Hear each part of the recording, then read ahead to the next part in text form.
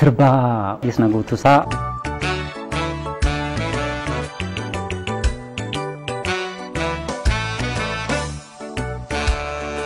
Olmankee tulfaatee ka'anaaf feenaa oolte rakkinaaf gadadoo kan nafaan argitee anoo humnaan qabu waa tokko siin godhoo du'ee baaduu sillee aansinii hirraanfadhu anoo humnaan qabu waa tokko siin godhoo du'ee baaduu sillee aansinii hirraanfadhu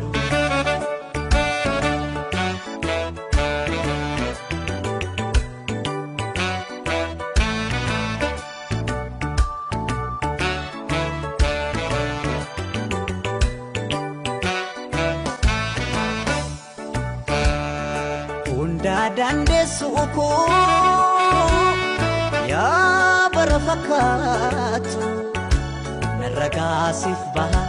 kana kakeen jirtu rabbana fi siume undaki tutolche kisa kifi bifake wal kitabareje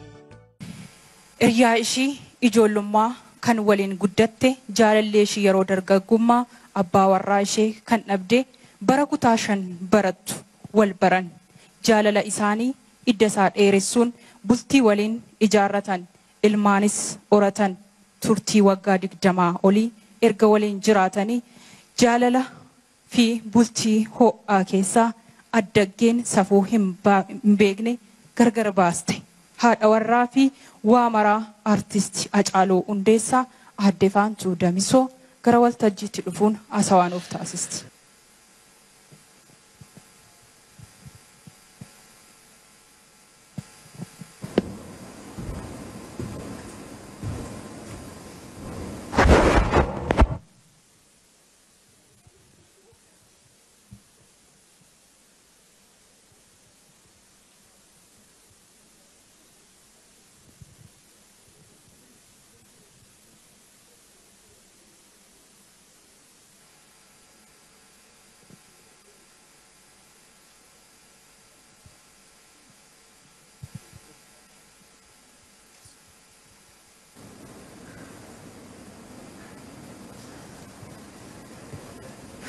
Maalan jedha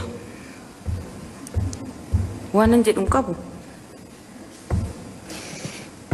dubbachuudhaafis hin dandeenye garuu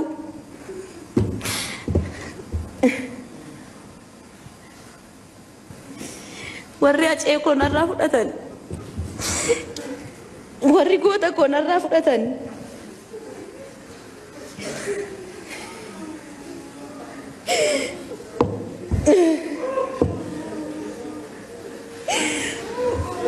warri harka duwwaan hambisanii warri ijoollee isaa abbaa malee akka guddatan godhan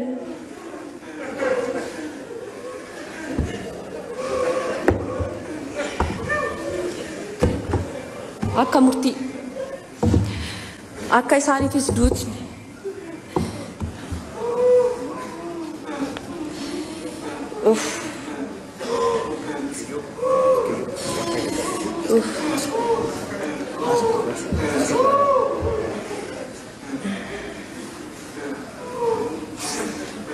akka du'aan duutni akka itti murteeffamu barbaada aceen hin duune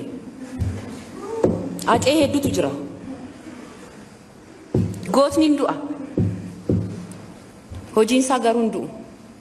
seenaa bara baraati aceen hunda keenya keessa jira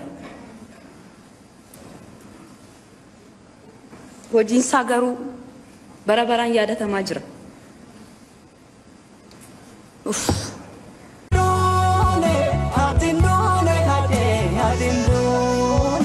Adindune